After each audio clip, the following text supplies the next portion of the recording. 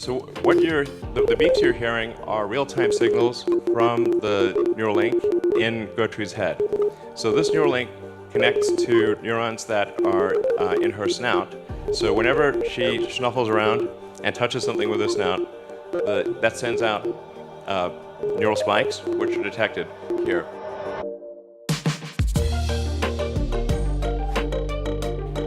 All right, welcome to the Neuralink product demo. I'm really excited to show you what we've got. I think it's going to blow your mind. So I want to emphasize the purpose of Neuralink. Like, what's our goal? Our goal is to solve important spine and brain problems with a seamlessly implanted device. So you want to have a device that you can basically put in your head and feel and look totally normal, but it solves some important problem in your brain or spine. So going into the Neuralink architecture, what we've done over the past year is dramatically simplify the device. So we about a year ago, we had a device which had multiple parts, including a piece that had to sort of sit behind your ear, and it was complex, and you wouldn't still look totally normal. You'd have a thing behind your ear. So we've simplified this to simply something that is about the size of a large coin, and it goes in your skull, replaces a piece of skull, and the wires then connect within a few centimeters or about an inch away from the device. And this is sort of what it looks like. So, yeah. This is our little device. That thing at the bottom is just to hold the threads in place, because they're just like little fine wires. I mean, frankly, to sort of simplify this, what we're, I mean, it's more complicated than this, but it's, in a lot of ways, it's kind of like a Fitbit in your skull with tiny wires. Our current prototype, version 0.9, has about 1,000 channels, so that's about 100 times better than the next best consumer device that's available. And it's a 23 millimeters by 8 millimeters. It actually fits quite nicely in your skull, because your skull is about 10 millimeters thick. So it goes flush with your skull, it's invisible, and all you can see afterwards is that there's a tiny scar. And if it's under your hair, you can't see it at all. In fact, I could have a Neuralink right now, and you wouldn't know. Anyway, so it's also inductively charged. So it's charged in the same way that you charge a smartwatch or a phone.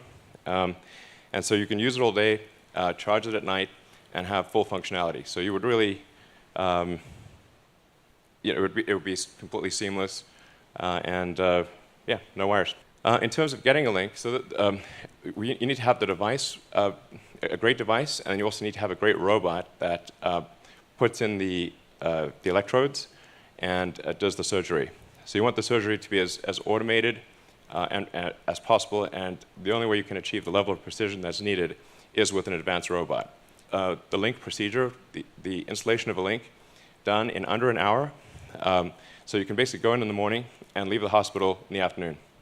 And it can be done without general anesthesia. So this is our surgical robot.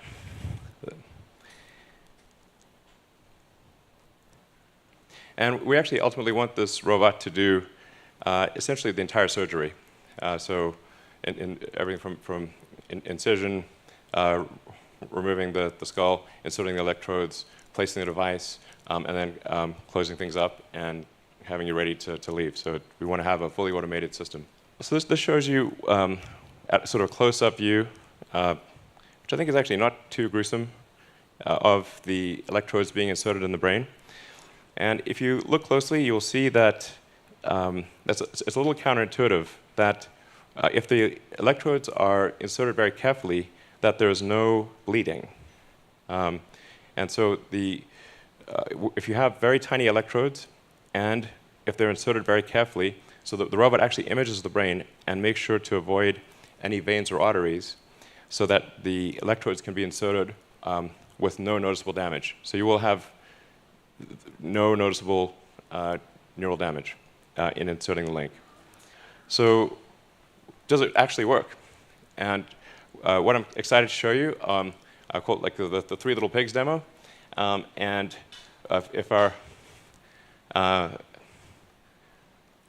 animal handlers, we're bringing out the pigs. And what we're going to show you is well, I'll walk right over and show you. So what we have in pen number 1 is Joyce. And she does not have an implant. Obviously healthy and happy. We're trying to get Gertrude out. And this is how you know it's a live demo. So here's Dorothy. And in the case of Dorothy, Dorothy used to have an implant, and then we removed the implant. So this is a very important thing to demonstrate is reversibility. So if you have a Neuralink, and then you decide you don't want it, or you want to get an upgrade, and the Neuralink is removed, is it removed in such a way that you are still healthy and happy afterwards? And what Dorothy illustrates is that you can put in the Neuralink, remove it, and be healthy, happy, and indistinguishable from a normal pig. Oh, thanks, Dorothy. Here we go. Great. OK. Great. OK. This is a high-energy pig. All right. Gertrude, thanks for coming out. So what the beeps you're hearing are real-time signals from the Neuralink in Gertrude's head. So this Neuralink connects to neurons that are in her snout. So whenever she snuffles around and touches something with her snout, that sends out neural spikes, which are detected here. And so on the screen, you can see each of the spikes from the 1,024 electrodes. And then if she snuffles around, touches her snout in the ground, or you kind of feed her some food, pigs love food, then you can see the neurons will fire much more than when you're not touching the snout. And that's what's making the beeping sound. All right, cool. So as you can see, we have a healthy and happy pig, initially shy, but obviously high energy and you know, kind of loving life. And she's had the implant for 2 months. So this is a healthy and happy pig with an implant that is 2 months old and working well. Yeah.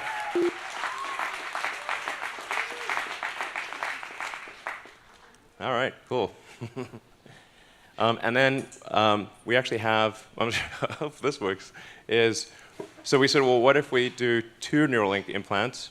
And we've been able to do dual Neuralink implants in, actually, I think 3 pigs at this point, and we have a couple of them here. And we've been able to show that you can actually have multiple Neuralinks implanted, and again, healthy and happy and indistinguishable from a normal pig. So it's possible to have multiple links in your head and have them all be sending out signals and be working well. All right, so we just showed you a demonstration of reading brain activity. And let's see, probably see that. As I was saying, each of those dots represents a neural spike. And the blue chart at the bottom is showing an accumulation of neural spikes in that region. So in terms of additional brain reading activity, when we have, say, one of our pigs on a treadmill, pig on a treadmill. It's a funny concept, really. And we take the readings from the neurons, and we try to predict the position of the joints. And so we say we have the predicted position of the joints, and then we measure the actual position of the joints. You can see that they're almost exactly aligned. So we're able, with a wireless neural implant, to actually predict the position of all of the limbs in the pig's body with very high accuracy. Now, in terms of writing to the brain or stimulating neurons, we also need precise control of the electric field in space and time. We need a wide range of current for different brain regions. Some regions require delicate stimulation, some require a lot of current, and you want, obviously, no harm to the brain over time. And the way part of the way we analyze the the stimulating neurons is with a 2-photon microscopy. I always have trouble pronouncing that, microscopy. It's very impressive technology. You can actually literally see in real time how the neurons are firing. So the red sort of things are the neurons. The red sort of flashing things are the neurons firing, or I should say the electrodes firing. So the red things are electrodes firing, and then the green are the neuron bodies responding to the current from the electrode. And we're making good progress towards clinical studies. I'm excited to announce that we received a breakthrough device designation from the FDA in July, thanks to the hard work of the Neuralink team.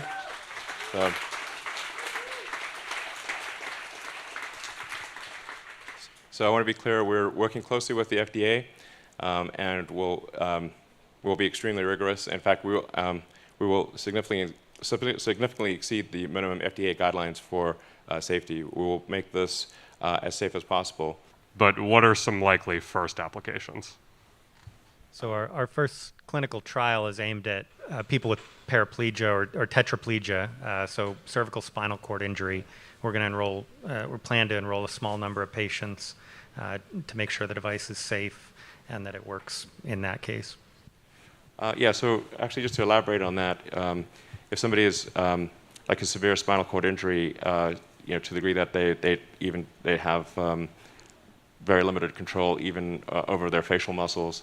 I think something that's very exciting as a long-term application is if you can sense what somebody's trying to do with their limbs, what they want to do with their limbs, then you can actually do a second implant that's at the base of the spine or wherever, just after wherever the spinal injury occurred, and you can create a neural shunt. So I think long-term, I'm confident that long-term it will be possible to restore somebody's full body motion. Another question from Twitter, will you be able to save and replay memories in the future? Yes, I think in the future you'll be able to save and replay memories. I mean, this is obviously sounding increasingly like a Black Mirror episode, but well, I guess they're pretty good at predicting. But yeah, essentially, if you have a whole brain interface, everything that's encoded in memory, you could upload. You could basically store your memories as a backup and restore the memories. And ultimately, you could potentially download them into a new body or into a robot body. The future is going to be weird. One common theme that's been coming up a lot on these Twitter questions coming in is that of availability. And so Matthias has a specific question on this, which is, any estimate of how much it will cost at launch and what price it will reduce to over time? Well, I think at launch, it's probably going to be, I would say that's not really representative, because at first, I think it's going to be quite expensive, but that price will very rapidly drop.